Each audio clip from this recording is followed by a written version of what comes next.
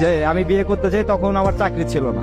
তখন ওর মা বাবা ডিরেক্ট বলে যে না, বিয়ে দিতে পারবো না। তখন ও সবার সামনে একটা কথা বলছিল, আমার এখনো পরিপূর্ণ ভাবে মনে আছে, আমি ওর সাথে চলে যাবো। ও আমাকে যদি রাস্তায় নিয়ে রাখে তাতেও আমি থাকবো। তোমাদের যদি ভালো লাগে তোমরা আমাকে দিতে পারো, আর যদি না দাও আমি নিজে চলে যাবো, আমাকে আটকাতে পারবা না। তো তখন কথাটা শুই না, মানে এতটা ভালো লাগছিল আমার, আমি আসলে বলে বোঝাতে পারবো না যে এত ভালোবাসতে পারে কেউ। তখন ওর ফ্যামিলি ওর গার উপর হাত উঠায়, হাত উঠানোর পরে আমি ওনাদের অনেক রিকোয়েস্ট করি, তারপর ওটা শুনে নাই। ও তখন আমার হাতটা ধরে সবার সামনে বলতেছে চল। সবাই বলছে না যে তুমি কিছু করতে পারবা না, আমি সবার একদিন দেখাই দেবো যে তুমি কিছু করতে পারবা, তুমিই পারবা, তোমার দ্বারা সবকিছুই সম্ভব, আমি সেটা প্রমাণ করে দিব।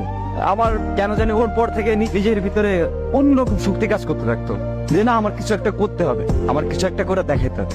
আমার ফ্যামিলি অবশ্য আমাদের দুজনকে মেনে নিছিল, অনেক ভালোবাসে আমাদের দুজনকেই। তো আমরা ভালোভাবে চলতেছে সবকিছু।